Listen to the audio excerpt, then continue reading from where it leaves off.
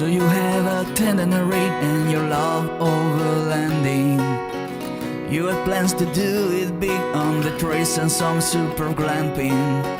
One idea, deep news and reviews, a podcast the first rate and here just for you.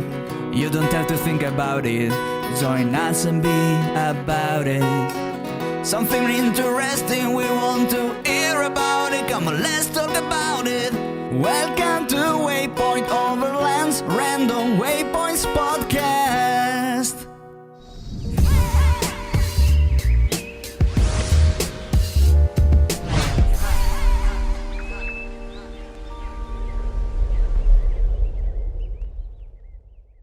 Sponsored by MIDLAND Communication for Every Adventure, the industry leader in radio communication technology and innovation for over 50 years.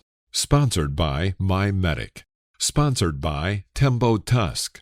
Sponsored by Shower Pouch. Sponsored by DMOS Collective, mission built and made for mobility. Sponsored by Brute Trek. Always remember, the opinion you follow should be your own.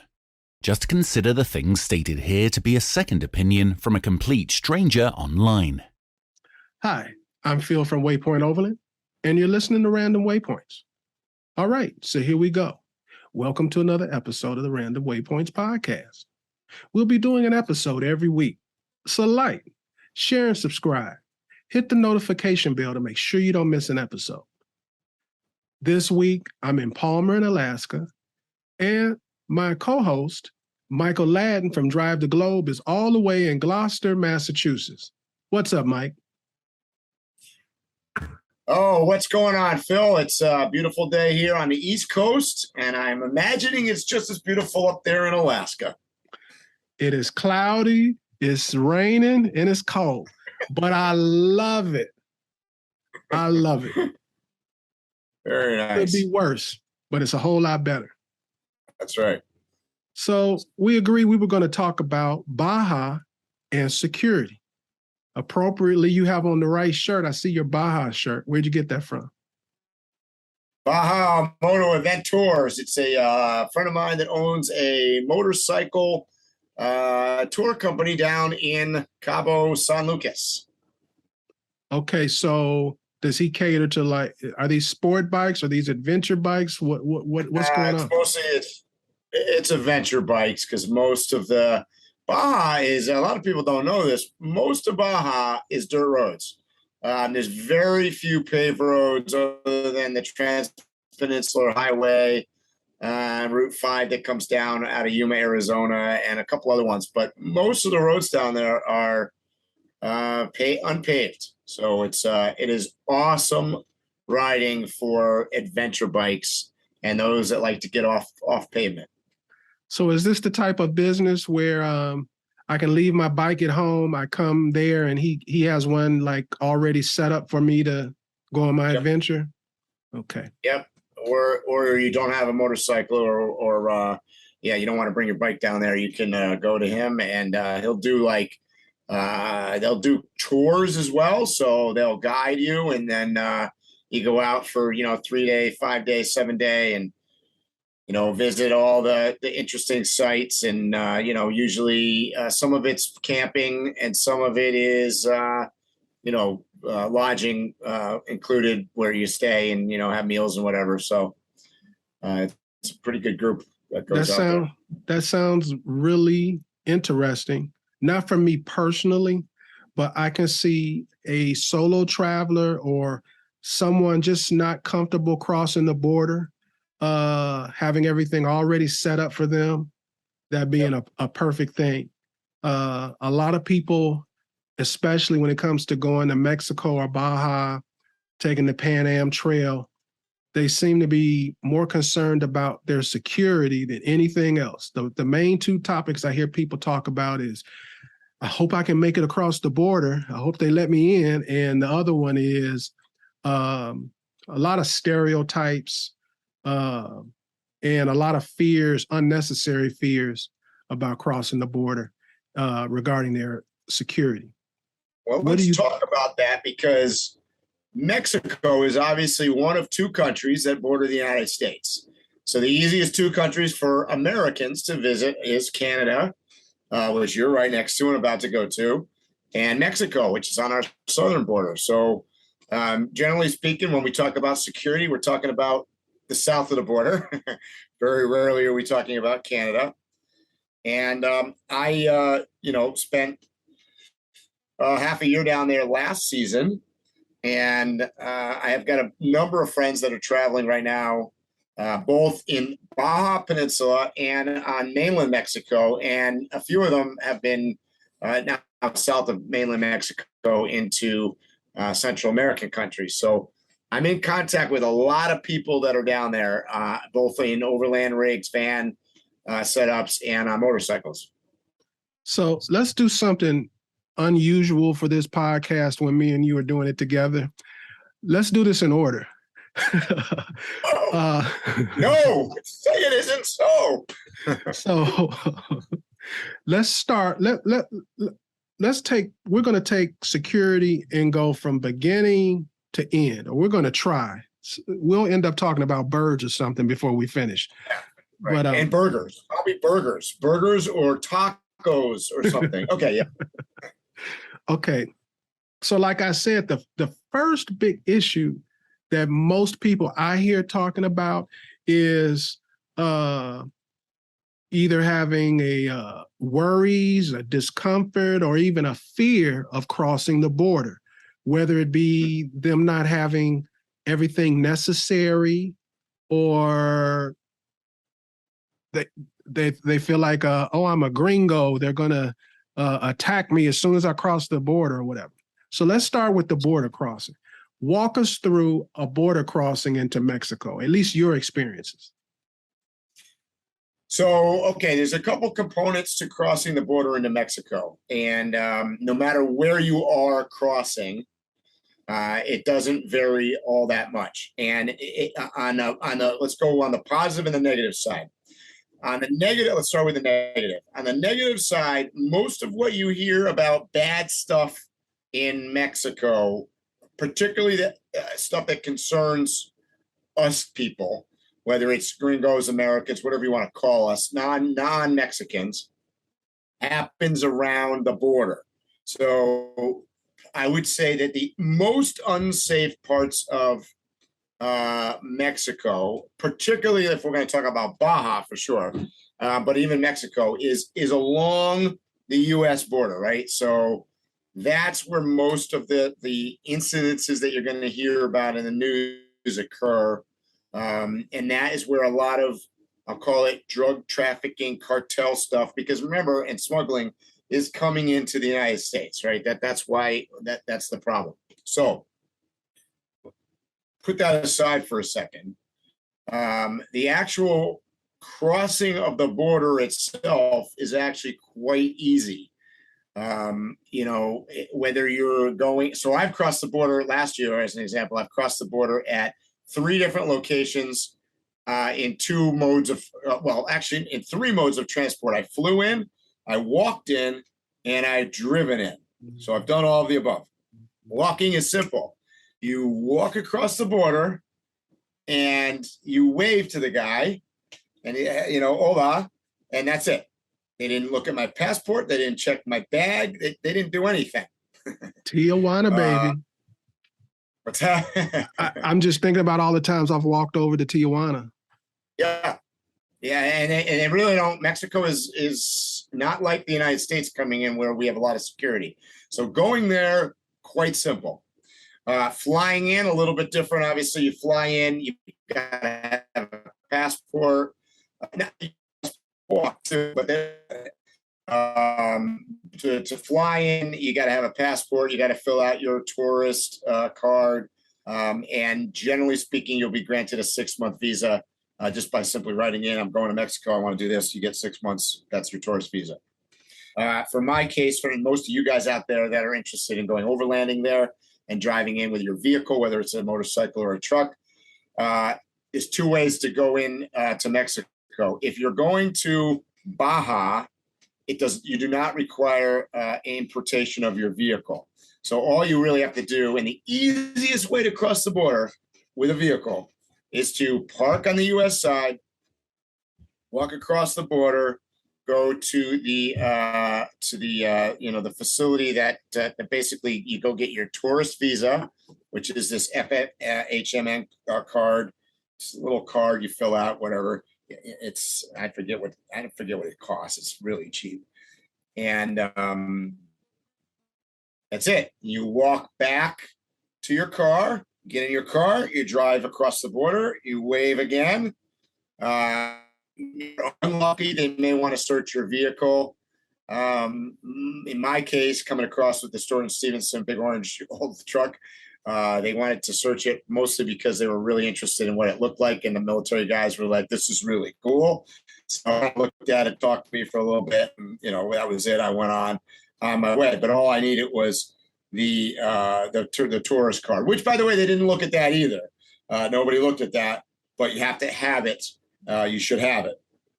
You also need vehicle insurance, so that you can get online in the United States. It's really cheap. You can get it for a 6 month. If you're going down there, let's say if you're going for any longer than a couple of weeks, I would just get it for 3 or 6 months. It's really cheap. I think I paid like, I don't know, $250 for 6 months or something on my truck.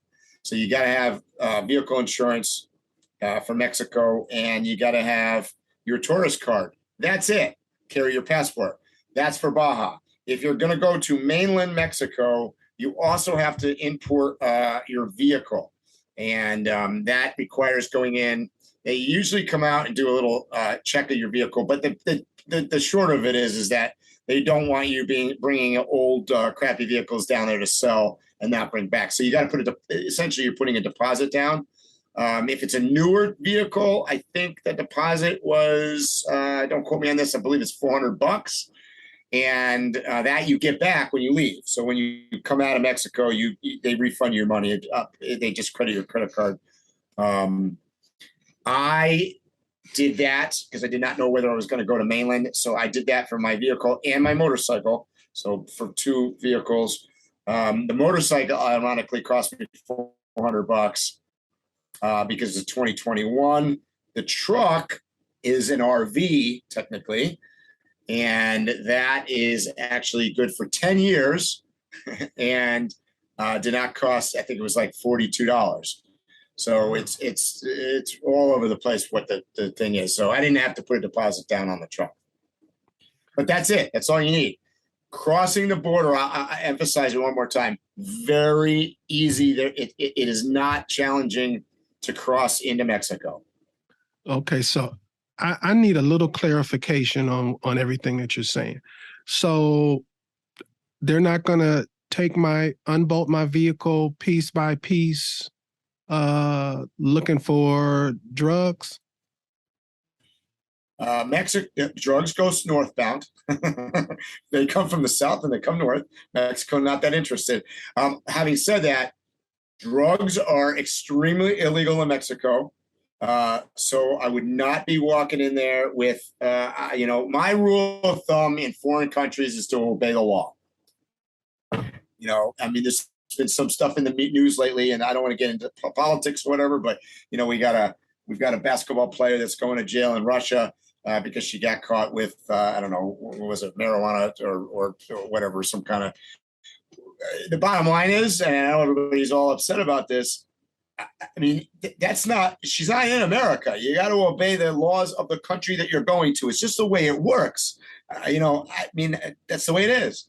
So if you can't, if you can't bring in blue chewing gum, then don't bring in blue chewing gum. Simple. So going into Mexico, no drugs, no weapons, no guns. And you also have to be kind of careful even with like things like bear spray or mace or any of that stuff. I mean, bottom line is they're not really searching your truck very heavy anyways. So the likelihood that they're going to see anything is pretty low. But I mean, I'm just telling you what the rules are. You're not supposed to take in fuel. So if you have jerry cans or roto packs, they're not supposed to have any fuel in them. I don't know. They didn't look at mine. So, I would say 90% of the vehicles they don't search anyways. And mine was one of the ones that did get searched, and I didn't care about any of that. So I'm just going to barge in for just a moment to piggyback on what you're saying. Something that I heard from an actual Border Patrol person for the border. I'm almost verbatim saying what he said.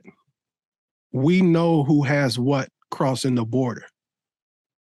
And the point that he was making to me is they don't have time to be bothered with you. They know what's coming across and who's bringing it across, and they need to be focused on that. And they have a very good idea of whether or not you're one of those people. So if you're not one of those people, you're going to be all right. You're going to be all right. The only way they'll stop you and you suffer from this is that out of curiosity, you have some unique vehicle that they want to take a look at, or maybe they recognize you from social media, and they want to meet the man. Yep. Other than that, they're working a job that they need to be highly efficient at. They don't have time to mess around with you. So if I hear that you've crossed the border and had some issue, you've probably been a complete butthole.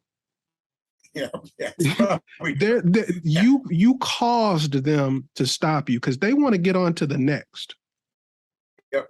Yeah, and people don't realize even at the what I would going to call the non-busy border crossings, they're pretty busy. I mean, there's a lot of traffic that comes back and forth between the United States and Mexico. So they're they don't have time to dick around with every little thing. I mean, they're obviously, like you said, particularly northbound coming into America.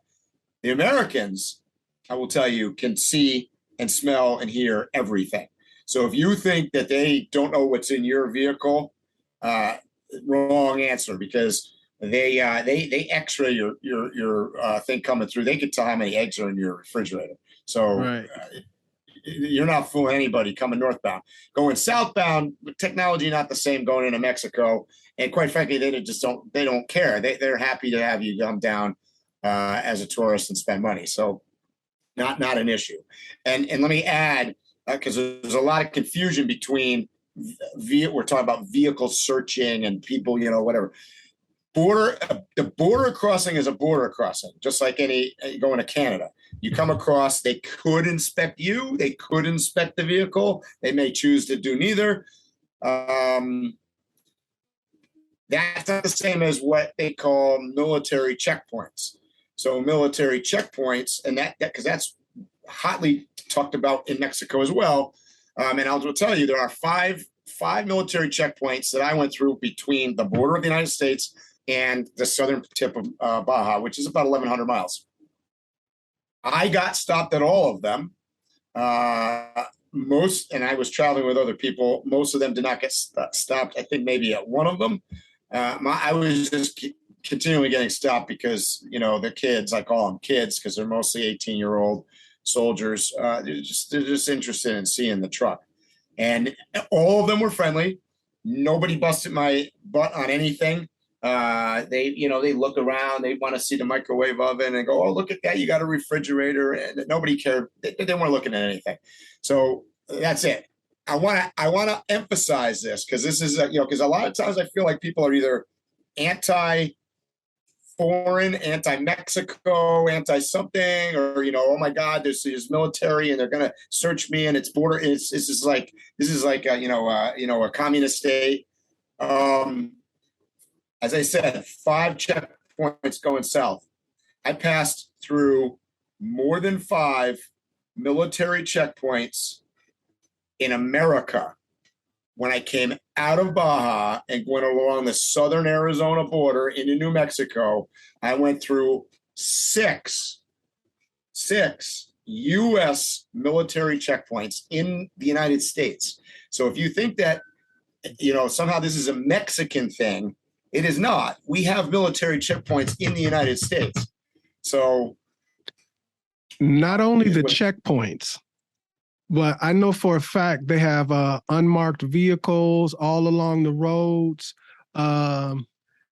most of the checkpoints, if you don't know they're there already, you're going to just roll up on it.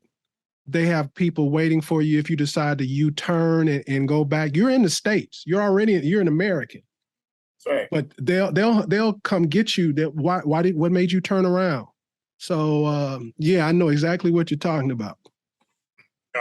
So it's kind of ironic. So, and long and short of it is, crossing the border into Mexico is really not that challenging, and even with a vehicle, it's not that difficult. You can, like I said, you can do insurance online. There's plenty of parking. I crossed at Mexicali. I went by Tecate. I went to San Felipe outside of Yuma, and Algodones. And you can park on the American side. You can walk across. I would pick a border crossing, and this is more directed if you're heading towards Baja.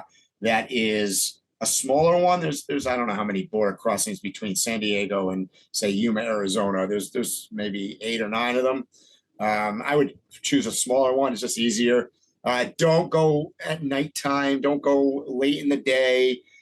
Cross in the morning, because then you're on the other side and you can move away from the border. So, like I said before, I call it, I don't want to use the word dangerous, but the less desirable part on the Mexican side is probably 30 miles from the border, 30 miles and less. So, you want to get across and go south. The only border that I would tell you not to cross at, and people do it all the time, and I've done it before, is Tijuana. And that's largely because it's a big city, San Diego, going into Tijuana.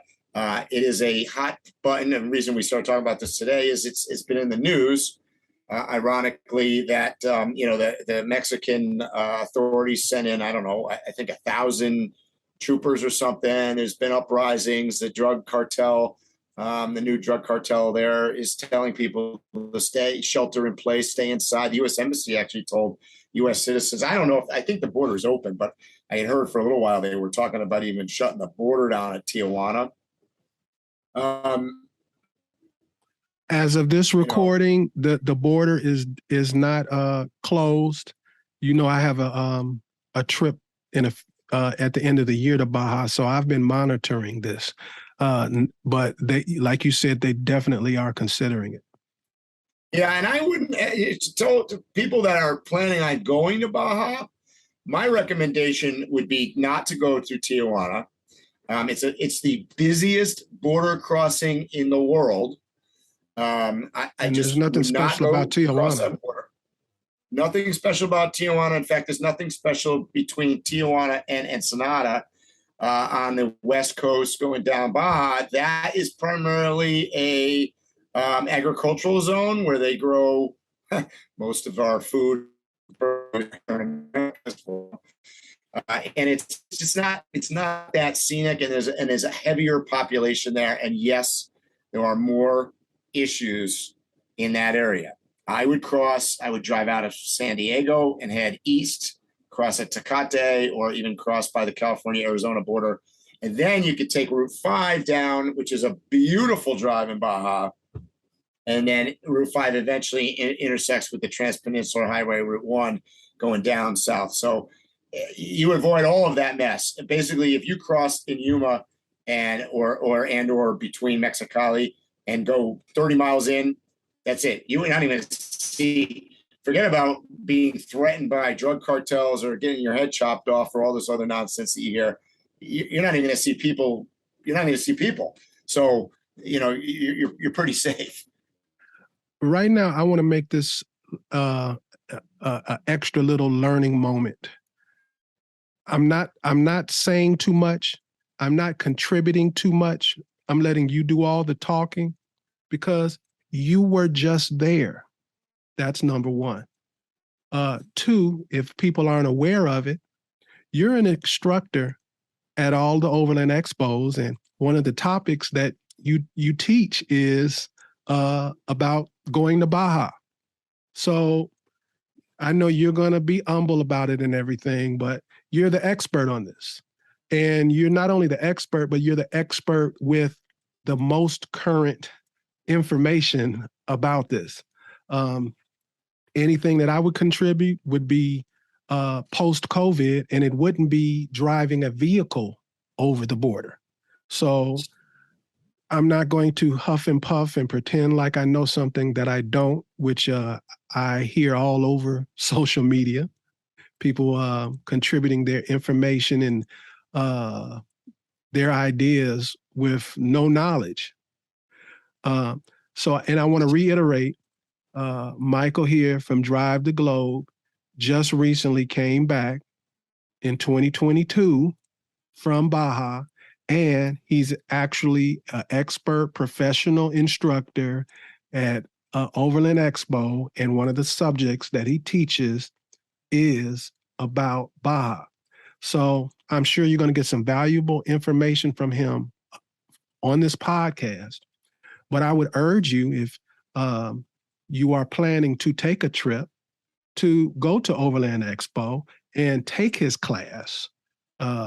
It's one of the most popular classes amongst the teachers and instructors, and it's for a couple of reasons. One, because it's a fun class, but more importantly, he knows what he's talking about.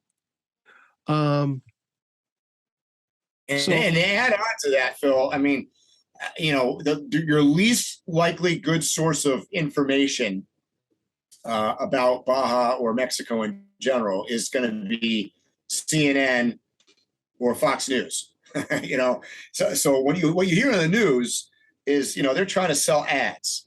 Agenda-based. That is not a good source. That's right. But there's great resources on Facebook. There's great resources, Baja Bound. There's a bunch of groups that you could follow on social media online about, trip that people are doing. Baja is one of the most traveled destinations for overlanders and van lifers and nomads, particularly from America. And Mexico mainland is very well traveled as well. So it isn't just Baja. I've got a couple friends right now, like I think I mentioned, that are in mainland Mexico, virtually have been to just about every state in Mexico.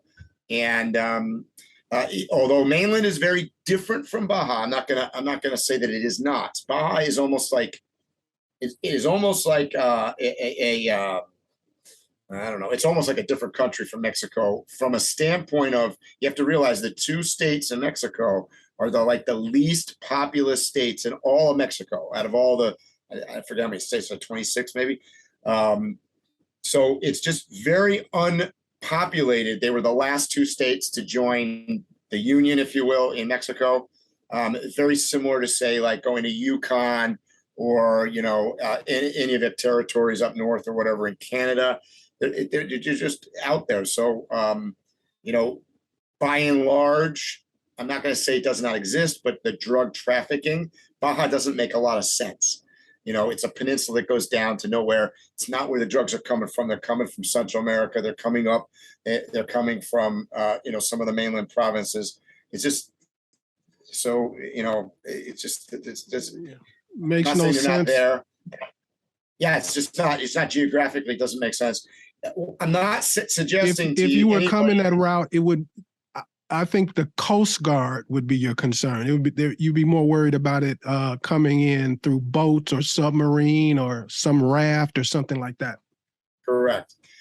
Yeah, and like anywhere else, I'm not suggesting that nothing happens, and I'm not suggesting that you cannot run into difficulties in places, because you can.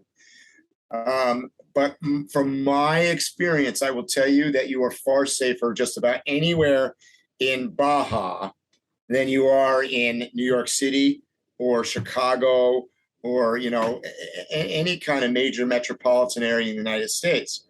So, it's even in cities, Baja, Cabo San Lucas, La Paz, San Jose, they're not cities like America. I mean, they're much smaller. Yes. Is there crime? Sure. There's crime anywhere there's humans. I mean, it's just the way it is. But having traveled to countries all over the world, I found Mexico in particular, it gets a bad reputation primarily because it's our neighbor. It's our bordering neighbor. And, obviously there's a big cultural difference and there's an economic difference between America and Mexico. And Mexico, for those of you out there that don't know this, is what they call a neutral country, which is also rare. And America has some issues with that because they're on our border. But Mexico is neutral, like even more neutral than Switzerland. Switzerland, as an example, got involved in this Russian conflict right now. And they joined NATO. That's right. Where Mexico is not. Mexico still buys oil from Russia. It transacts with Venezuela. It transacts with Cuba. It is a neutral country. It's stayed neutral out of everything. If you think about it, they have some reasons to do that because they know that they're essentially, no matter what they do, are protected by the United States because the United States is not going to let anybody take over Mexico, being that it's our border country. So they kind of know secretly that we're kind of protecting them so they can kind of go and do whatever they want to do. And it's interesting. But from a standpoint of like one of the positives about being neutral is that things are cheap, and that's an advantage. A lot of people, and so one of the reasons why it's a great destination to go: food, fuel, lodging. Everything I can mention is infinitely less expensive than it is pretty much anywhere that you're going to find, certainly in the United States, but even compared to many other countries. I agree. You shouldn't have brought up food. Now I want to talk about food. I told you we were going to divert. I knew it. Yeah, see, we were. I just want people. Cross the border. Now we're going to talk about eating food. I just wanted to briefly mention, because there's so many wrong stereotypes and misconceptions about Mexico. And one of them is the food. Most people don't realize that they've only eaten maybe 3% of what's on the menu in Mexico. It goes way beyond what you're getting at your local Mexican shop, especially the seafood. Most people don't even consider seafood when they think about Mexican food. One of their largest staples is seafood. And they make some exquisite food. Yeah. Mexican food in general is varied, just like you would find in any other country. It is, from my experience, it's actually in my top 3 favorite foods. National foods, I would say. Mexican is in my top 3.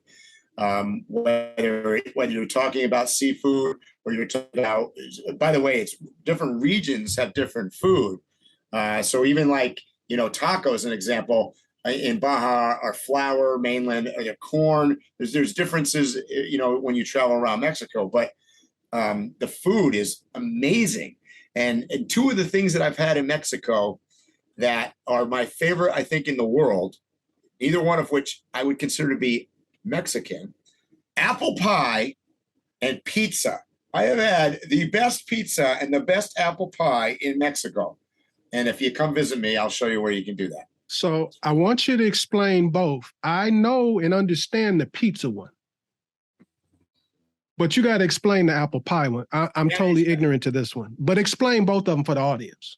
It shocked me because apple pie is, come on, that's got to be an American staple, right? And so one of the interesting things about Mexico is that, when we talk about, particularly here in America, we talk about getting fresh produce and fresh veggies and fruits. And we talk a lot about organic. We talk about, healthy, all this stuff. As soon as you leave America, by and large, and Mexico included, much of the food, that's just the way it is. It's the way it is everywhere. America, we're all about GMOs and, additives and box stuff and all this stuff. Down in Mexico, I ate better than I eat ever in the United States, honestly. I was getting fresh vegetables, fresh fruit, fresh baked things. and apple pie being one of them. So apples. So they're getting, everything's organic, right? Because they're not using the pesticides. They're not using modified stuff that we have here in the States. It's all coming out of local ranchers' gardens, and they're getting the apples, and they're making this pie crust.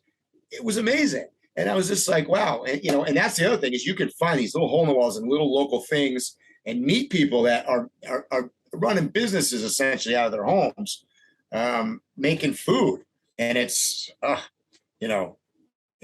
sometimes drive around, and I go out on my motorcycle, and I'll just go down the road and come through some village, and I see like what probably would be considered to be, this is how I rate places. Like, does that look like the worst place that you've ever seen and you're afraid to go into? I'm going there, because that's always the best hole in the wall food. I tell you, that's where you get the best stuff. You're not getting it at some tourist looking thing. If it's got T-shirts and mugs or something hanging up that you can buy, that's probably not where the best food is. So this stimulated a thought that I've had forever, and I'm confident you'll agree with me on this. One of the funniest things about farmers markets here in America, the way they sell the idea of farmers markets. I have a farmers market like a couple of minutes away from my house that everybody likes to, on a Saturday or Sunday, they go to the farmers market and they buy all of these fruits and vegetables and meats for the week or a couple of weeks. And that is totally unusual for farmers markets or markets everywhere else in the world. That is a unique thing to America, that we go to a farmer's market supposedly to get this fresh stuff, and we store up for like a week, 2 weeks at a time.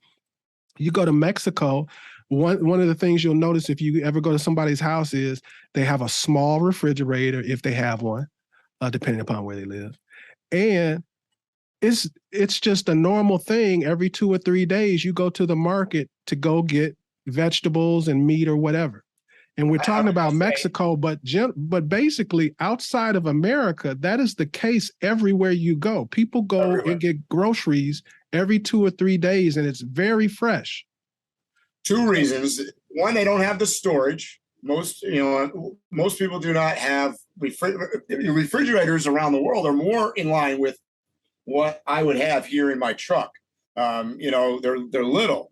They're not big, grand American things. So that's one thing. 2, they don't have all the preservatives and things. This stuff doesn't last that long. So because it's natural. And, I noticed even in Mexico, yeah, exactly. You are generally, I would go on my motorcycle. People ask, well, is a motorcycle great for grocery shopping? Because how do you fit all the stuff in there? Well, it's easy, because you go 4 times a week, because that's what everybody does.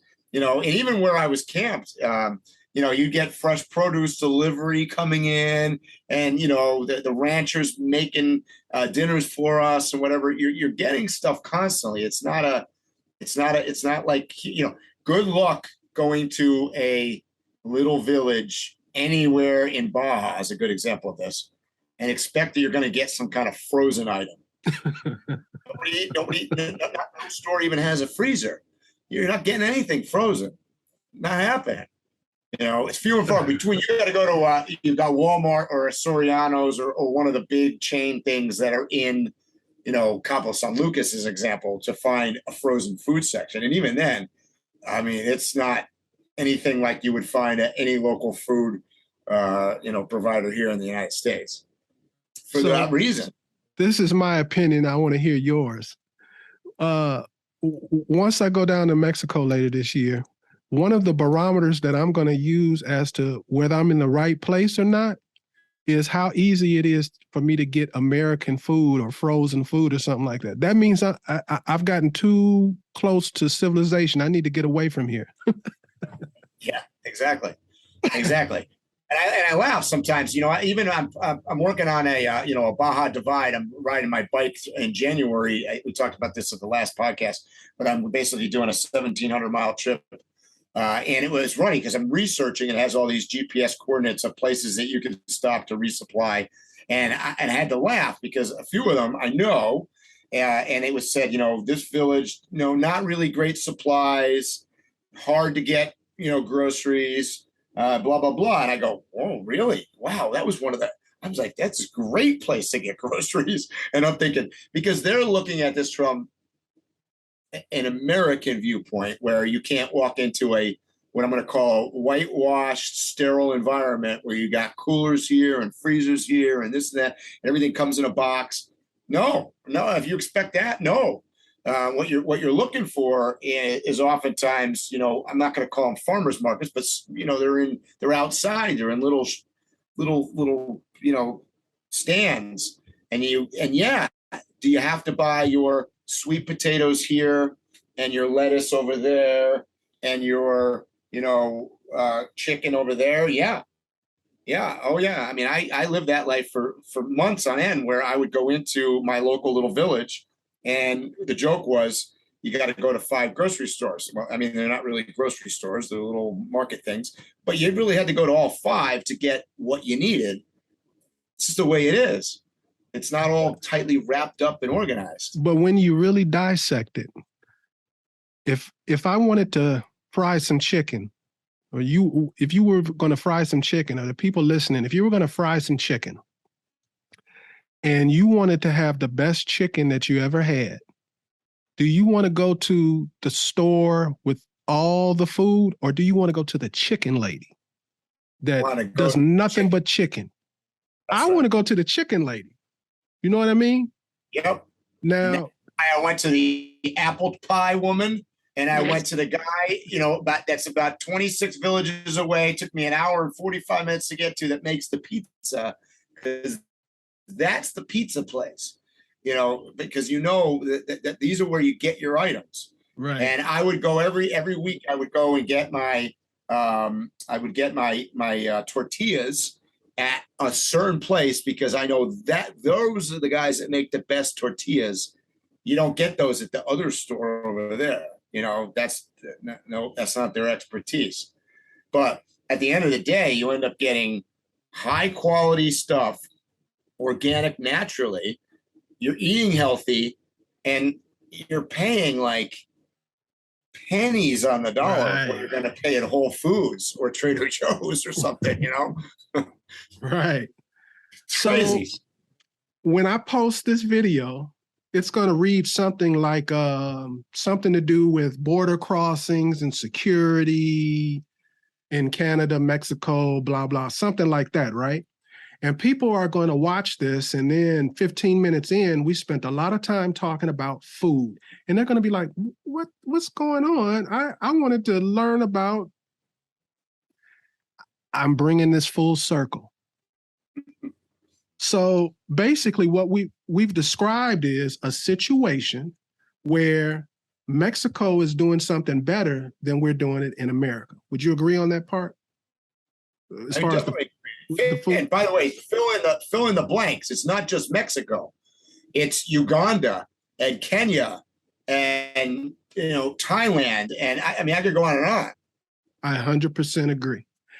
So what I'm getting to is, a lot of the security problems that I have heard from Americans, mostly entering into Mexico, but other places like the places you named, when there's been some kind of conflict, some kind of issue or whatever, it has been Americans' arrogance that everything we do, everything we say, everything we are is vastly superior.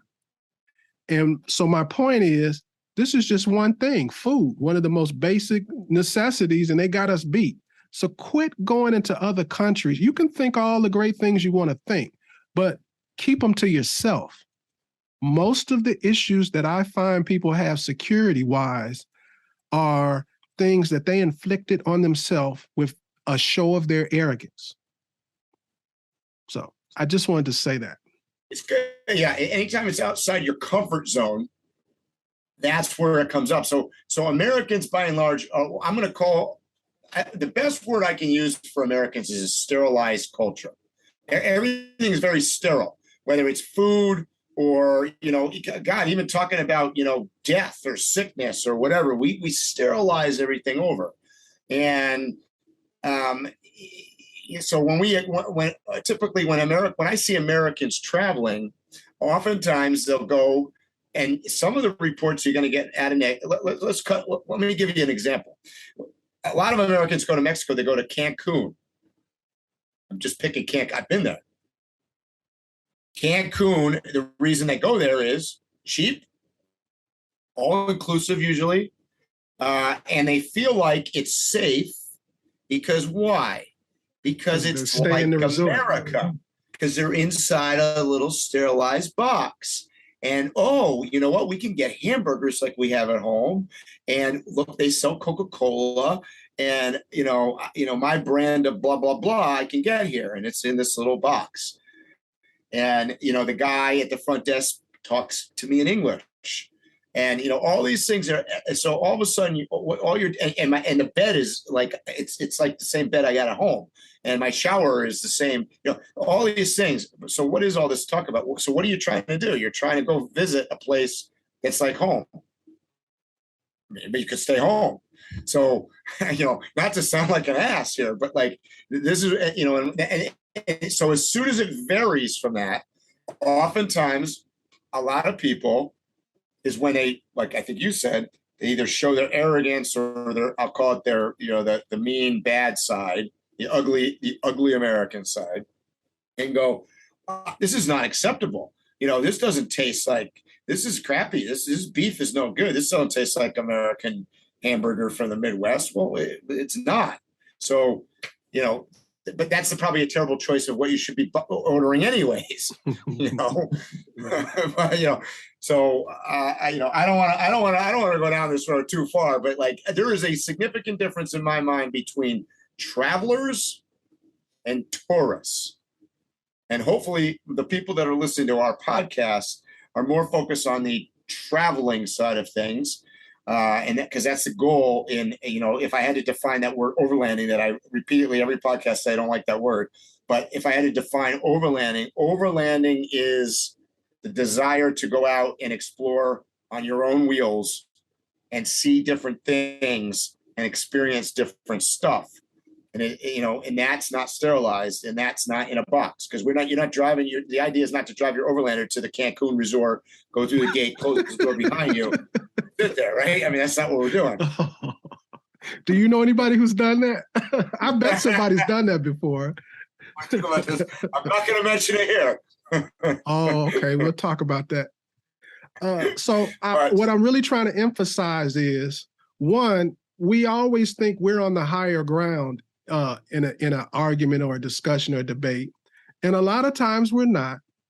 And after all is said and done, in line with this conversation about security, when you're across borders, you're not home. Act like you're not home. Act like you're at someone else's house. Show respect, and you'll get respect. I promise you. You are a guest, and they are generally, most of the time, very happy to see you because you're different. They're interested in your culture. You can give them ideas, and obviously you're economically helping them. So these are all qualities that we can bring to the table that are a positive thing. So you gotta remain in positivity. You try to stay positive, and that's, I think, the key to the whole thing is that you gotta interact. It's like social media, right? Social media is only social if it goes both directions. So, if I just post stuff and never look at anybody else's stuff and don't like anybody else, that's not social media. That's one-sided. And it's the same thing when you're traveling and going to different cultures. It's sharing. I don't know why you would bother to book a trip and spend all that money, go to a place and know nothing about it when you get back home. Let me defend the tourist for a second. My wife's a tourist, so I can't go too deep. No, I mean, let's defend it. So occasionally I like to chill, right? Don't want to think, whatever. So if I fly on an airplane and I fly to Cancun, and my goal is to spend a week of vegetable time, relaxing on the beach, having a guy bring me my daiquiri, and not leaving the gate, because then I've got to deal with stuff. That's okay. There's nothing wrong with that. That's a vacation, and that's fine. And I'm okay with that. And I've done that. I'm okay with that. I like having time like that. Just, I would not do this. And so my only down thing on the tourist thing would be, don't come back and tell everybody that you went to Mexico, because you didn't. You went to a beach resort and had vacation and relax and had a great time in blah, blah, blah club in Cancun. You could say that. But don't start flying around that you went to Mexico and you know how it is, because you didn't. I think there's a similarity in McDonald's and tourists. There are a lot of people that know that eating at McDonald's is not the best choice, but they know that they're going to get the exact same thing no matter what McDonald's they go to. They're not a foodie. They're not looking to try things and experience new things and new tastes. I want to buy this. I know how it's going to taste. I know what I'm going to get. And what you're talking about, the person that says, yeah, I've been to Mexico. Well, no, you know what hotels look like. You know what resorts look like. You're getting, the tourist is getting the same experience basically everywhere they go, even though they're going to different countries or whatever. I've done it. I do it, and I'm going to do it again. So I'm just like you. I'm not knocking it, but understand what you're actually doing. You have not experienced that country. You have experienced a hotel or a resort or a theme park or whatever it is you went to. Something very curated, and it's curated with an American bias to it usually. So we're on the same page. And the reason that McDonald's is so successful is the most successful restaurant probably in all the world is because they're consistent. I don't care where you go, that McNugget, whatever, burger is going to be exactly the same. That's what makes it great. And let me just many very high-end restaurants have tried to be consistent, and they're not. Having run restaurants before, I could tell you it's very difficult to be consistent. It's hard. And I just want to harder. Yeah. I just want to qualify your statement, because I know somebody is going to jump on what you said and not take what you meant. Because when you go to other countries, they have other dietary concerns. They have different rules about food and preparation. And you'll go to other countries and eat at a McDonald's, and there'll be slightly differences in the meal. We understand that. So take the lesson that he's teaching you instead of, because I can picture somebody down in the comments. Yeah, when you go to Japan, it's not the same. We get all of that, but you got the point, right? Okay, I just wanted to say that. Because I know somebody's going to. Funny you say that. Well, I ate a Kentucky Fried Chicken a number of times when I was in Cairo, and they had the best hamburgers and the best fruit salad. And those are probably two things you're not thinking that I don't even think they have them in America there, but it's different, like you said, different areas, but very consistent. You know what you're going to get into. But if you go to any McDonald's in Cairo, it's going to be the same experience. That's right. Okay. So we talked about one part of security being how you carry yourself, how you act, what kind of person you are, what kind of energy you're giving off to others. So let's just talk about, like we said, no matter where you go, there's going to be some crime. So you could be the most well-behaved tourist or traveler in the world, and issues come upon you. So how do you handle those things? What are the most common things that you hear about, like with Baja, as far as being a security issue and overcoming it? Number one piece of advice I would give to anybody about anywhere, go with your gut. Your gut is usually the best judge of anything that you can go with. If it doesn't feel great, it probably isn't great. So, words of advice: you don't go out at night. You don't go in strange areas. I mean, I could be describing Chicago, right? You go where you're comfortable. You go where you feel better. If possible, go with people that go in a group. These are all things that I would say, and most of this time it pertains to places that are more populated. Obviously, less populated places, the less human interaction you have, generally, the safer it is. I mean, I hate to say it that way. Be smart. Don't be flashy. I tell people when I travel, I wear my Apple Watch, right? I'm big into watches. I love watches. I got a watch collection. I don't take them. They're not in my truck. I leave them, I don't take them with me because I wouldn't go out with it. It's too flashy. Just be smart, and always try to obey the, people. So Mexico, number one thing you hear about, cops bribing you, right? Pulling you over for doing stuff. Well, I got news for you. I mean, most of the time you are doing stuff because, it's just like if I'm driving around with a Montana license plate and I'm in Massachusetts, the likelihood that I'm getting pulled over for blowing a stop sign is higher than if I had a local license plate. Same kind of thing happens in Baja. So, a good example of Mexican infrastructure, it's not really the same as ours. You'll be driving along, you come to a weird intersection and you look around. Well, the stop sign is I don't know, 200 feet that way behind a bush, so it's weird where they put stuff. And I tell people, so I always come to a stop. I'm not even sure there's a stop sign. I'm stopped and I look, okay. But the reality is yeah. So if they're trying to raise extra money for the police force and they see a gringo, blow through that, yeah, they're going to pull you over. So is that a bribe? Nah, not really, because you committed it.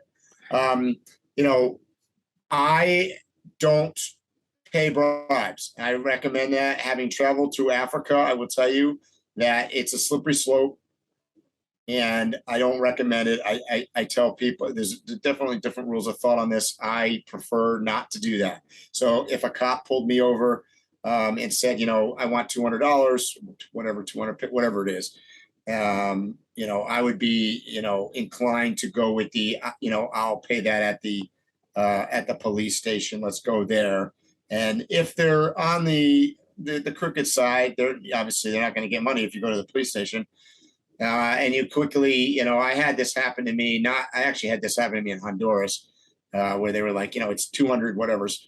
And I go, well, let's go to the police station. And the guy goes, okay, how about 50 right here? He's like, okay, well, now as soon as we start bargaining, clearly this is not on the real, Right. So, that's when you kind of so I really am not a fan of giving out money because it's just going to lead them to be successful. And then, next thing, Phil's driving through and they're going to go after him because they got Mike. So, not a good precedent to set. Worst case, I'd give them a cookie or a soda or something. And, but eventually they're going to go for the easy targets, right? So if you're a hard target, they're going to give up. So that's, corruption is a thing in Mexico. It's a thing. It's a thing outside anywhere that has an economic, a lower economic standard. Corruption potentially is an issue. And I want to look at it from another angle too. After all is said and done, whether they, fulfill those laws or not, it's illegal for officers to accept bribes, and it's illegal for you to pay bribes. So right. After all is said and done, you're making a decision to break the law, and that could backfire on you in the end. You could actually end up in jail.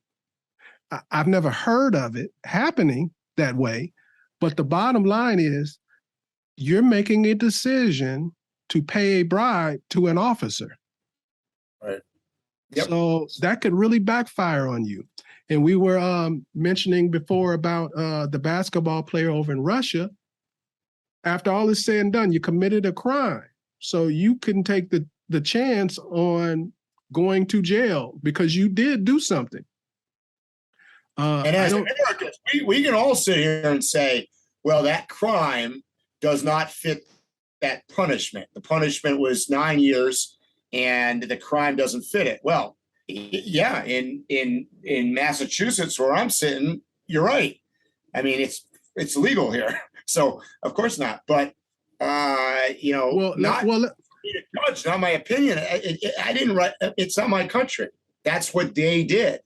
And we can badmouth Russia all we want, and hell, they got problems for sure. But choices, make choices. I mean, personally, I wouldn't travel there. I just wouldn't go there right now. I mean, I've been to Russia, but not now. It's not a place I would be going to now. Here's another example of American arrogance. Because there's also another angle on that too. Like you were mentioning Massachusetts, and I live in Washington, another place where it's legal, but there are people currently in America in a jail with longer sentences for the same thing she's done. So, it's kind of calling the kettle black and you the kettle. Yeah, that's right. So just kind of this circle around back to, not that I'm one of the guy that ever brings us back on target here, but going back to Mexico and safety, I would sum up my level of safety. If I had to rate, if I had to put a number, a 1 to 10, 10 being the most dangerous place on earth and 1 being the safest place on earth, my experience certainly, and once again, I'm highlighting it, my experience, and I have a lot of experience doing this kind of thing. So, I'm in particular not doing dumb things, but my experience. Are you saying you know what you're talking about? No. Go ahead. My experience in Baja, Mexico, meaning North and South Baja, the 2 states, I would have to give them a rating of about a 2 or a 3 on places. I would say, and that's I really thought you were going to go lower than that. I thought you were going to say a 2 or 1. Are you comparing it to just America, or you mean the whole world compared to the whole world? I'm comparing it to everywhere I've been. Okay. So and I've been to some interesting places that were not said, but let's compare it to places that more people would know. Say, whether it's Chicago or LA or Miami or New York City, definitely safer than all of those places. None of those places are a 2 or a 3. They're higher for sure. I mean, I wouldn't go walking through neighborhoods in Chicago that I've never been to at 11 o'clock at night. I just wouldn't do that. And Chicago is a good example of the point I think we're trying to make. I grew up in Chicago, and all the stuff that I hear on the news, I know it happens, but I've never seen it. I've never been around it. Chicago that I know is a wonderful, beautiful place. But a large part of the reason of that is I know where I belong and where I don't belong, and what time I belong, and how to act when I'm in places that I don't belong. Right. Yeah. It doesn't really change. Showing respect, acting right, following the law, and doing what makes sense. I think what did you say? Common sense, or using your intuition? Intuition. That doesn't change from state to state, city to city, country to country. If you have those basic things in your pocket, you're about 80% on the right route, in my opinion. Well, let's answer let's address the top 5 things real quick. 1, getting my head chopped off. 2, getting kidnapped by the cartel.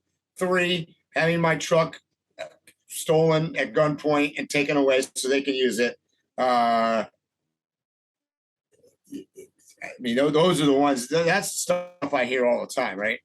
I'd say the likelihood of any of those things occurring is extremely small, extremely small. I mean, yes, has there been tourists that have had stuff happen over the years? Google it. Go online right now, Google it. You'll come up with 4 or 5 stories. I know all. I've done it myself, so I know what they are. Do you know how many people have crossed that border just this week, or in this month, or in the last 5 years? I mean, it's an incredible number. I don't know what that number is, but I'm sure it's an incredibly large number. You got a better chance of getting hit by lightning. Right. Right. So my word of advice is don't be stupid, be smart. But generally speaking, my experience both in Baja and mainland Mexico and actually most of Central America for that matter has been just as safe as Canada. You know, is it different? Yes, more different than Canada. Language barriers, cultural differences, and those things I think are largely what contribute to our feeling of insecurity. And I hate to say it because that turns into, it's not, you know, it's insecurity. It basically, it turns into, you know, it's just any other unrealistic fear. It's what causes people to be racist and anti-cultural and anti-country and all this stuff. It's lack of understanding. It's scared because it's different. Ignorance. Yeah, that's right. Lack of knowledge. Yeah. Well, I think we covered nothing. And that was the goal, by the way. So if you ever listen to Phil and I, we try to cover nothing and then talk about nothing on top of it for a long time. But hopefully you got something out of it, at least, you know, something. Yeah. I hope. I just want to reiterate, because we're reaching the end of this podcast, but I just want to reiterate, if you are going to be crossing some borders, especially if you plan on taking a trip to Baja, Mexico, the man that I'm talking to right now is the person to talk to. You go as Drive the Globe on social media. You're not hard to find. You give extensive classes. You give more than one class on more than one thing at all the Overland Expos. One of those things being, I think you teach 2 different classes about Baja, don't you? Usually, yeah. I'm on a number of panels. There's a couple of us. There's usually 3 to 5 to 6 people that at any given expo that are, you know, what I would call current experts. Meaning, I agree with Phil. You could be an expert on something today, and 3 years from now, you're not an expert on it anymore because it's not recent enough because things change. But you know, there's definitely current experts on it. Talk to them about the round tables. I've gone to many of the round tables over the course of the years. And that's one of the most entertaining, even if I'm not going to that place, it's been entertaining hearing the anecdotal stories, the little tips and stuff. But I want you to talk about going to one of these workshops. So if I'm going to Baja, why would I want to go to the workshop? Well, because you get, first of all, if you're already planning on going, you're going to get ideas and hear stuff, potential places to go to, places where you can find that pizza. You can, we talk about, you know, security things. You hear other people's questions. That's one of the reasons you and I are talking about what we're talking about right now is fresh in my head. Not only being at Baja, but also being at 2 Overland Expos and teaching about Baja. I know what questions are being asked. I've heard all these questions. So that's kind of why we're addressing a lot of these in this podcast right now, because I've heard them. But that's what's fascinating is listening to what other people's concerns are.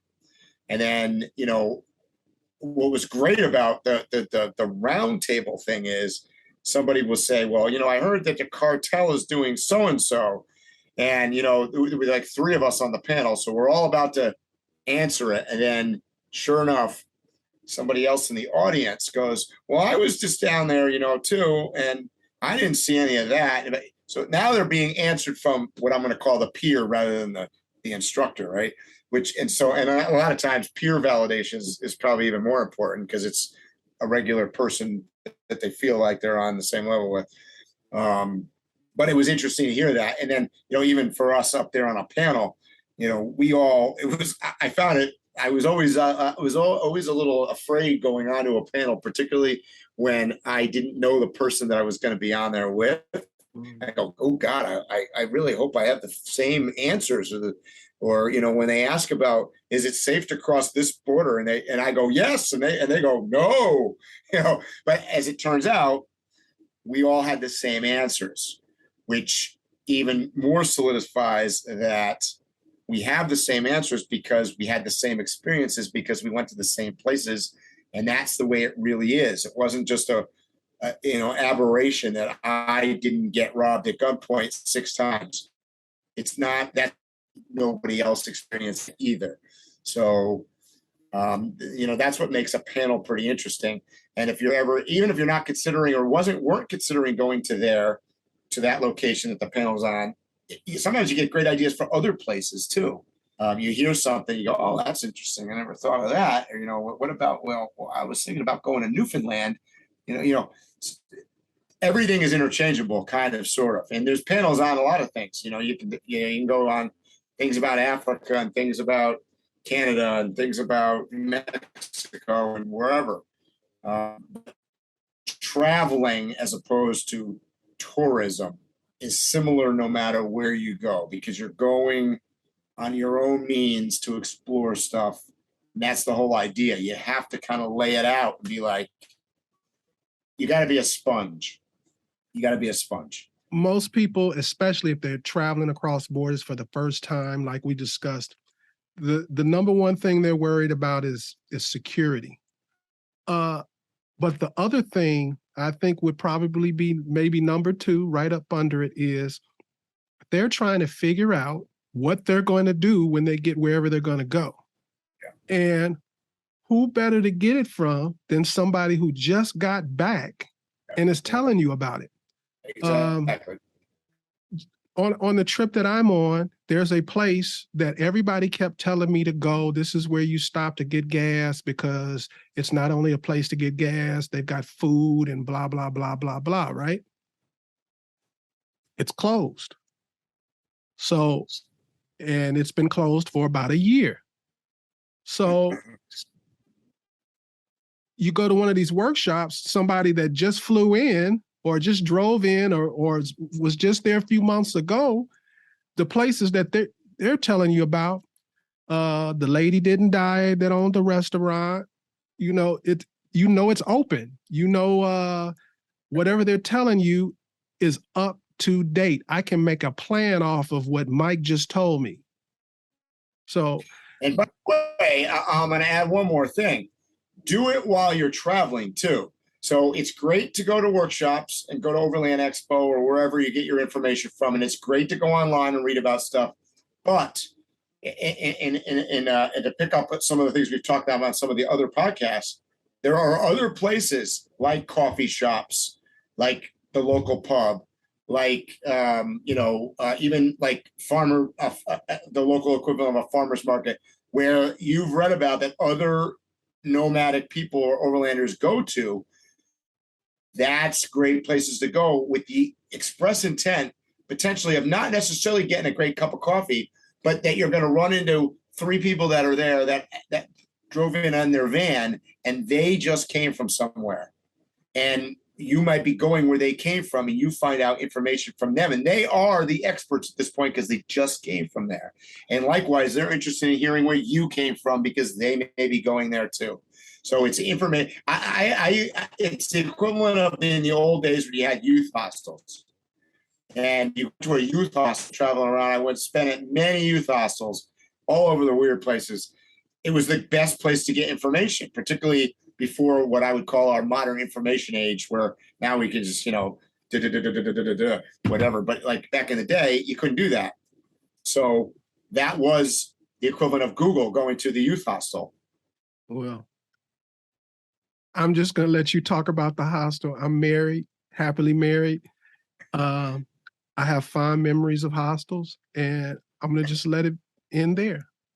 You get lots of information. It's all good information. Lots of info. I got some good info when I was in the hostels. Oh, boy. See, I knew it was going to go off the rails sooner or later. Always goes off the rails. Yeah, that just threw me off. Yeah. So Phil and I doing a podcast is a little bit like Seinfeld, because it's kind of like we talk about nothing going nowhere, and it just runs from the next thing to the next thing. And it's pretty soon we'll be talking about the soup Nazi or something. But like, this is the way it is. I agree with everything you just said, but I want to be very sincere with this next thing. There is a reason for that.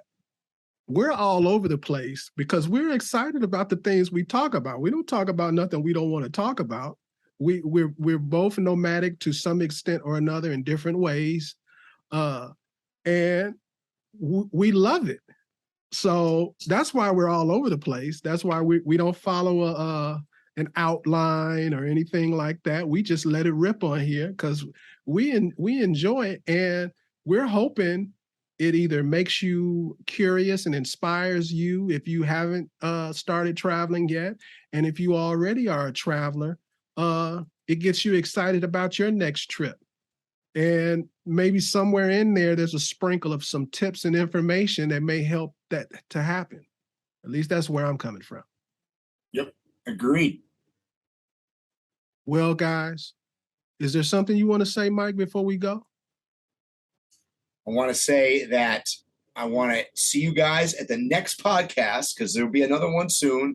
And if you want to hear something special that Phil and I can just go off the rails on, put it down in the comments or message us because we'll be love to talk about it. Well, guys, you know what I'm going to say. Tread lightly, stay safe, and hopefully I'll see you here or on a trail soon. You have been listening to Waypoint Overland's Random Waypoints. Like, subscribe, and stay tuned for more.